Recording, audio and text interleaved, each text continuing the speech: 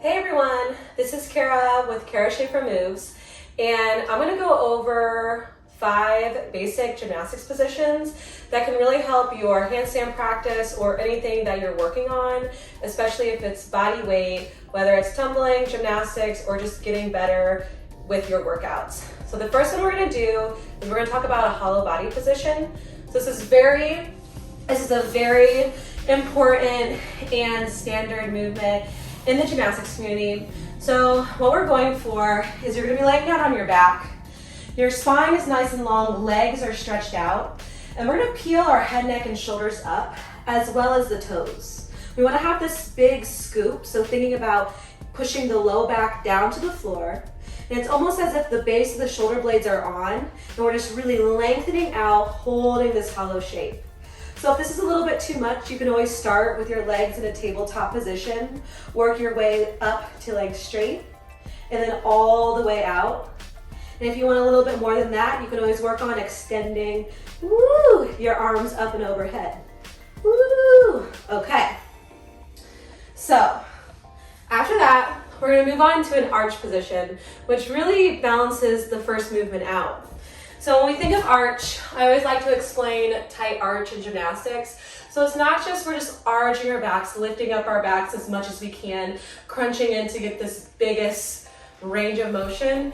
We want to think about it being a long, tight line. So on your stomach, I like to start forehead to the ground. Reach your arms and stretch your body as long as you can. You find your length first and we open, we lift up, reaching the arms forward, reaching the legs up, really using the back body to help lift. Glutes engaged, hamstrings reaching. Good. Really focusing on keeping the arms in line with the ears. Good. And lowering down. Moving right into exercise number 3. We're going to go into a plank. I like to set the shoulders a little bit over the elbows, find a little bit of protraction, retract the shoulders, maybe pulling down, extending the legs out, holding a plank here. Good, long line from the crown of the head to the heels, full body engaged, and focusing on your breathing. All right, moving into number 4, we have a reverse plank. So for this one, you're gonna start sitting up. I like to start in a pike position. Now the fingertips are going to be towards your feet, and they can be a few inches behind your hips. Legs extended long, opening up the chest, driving the hips up nice and high to the ceiling. Let the gaze go up so you have a long spine, again, from crown of the head to the toes.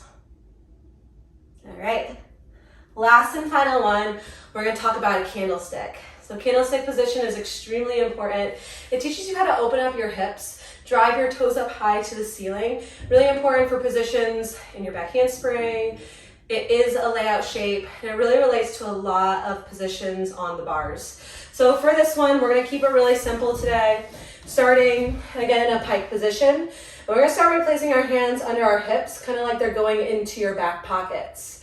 So we're gonna start to roll backwards. Lift your toes up towards the ceiling.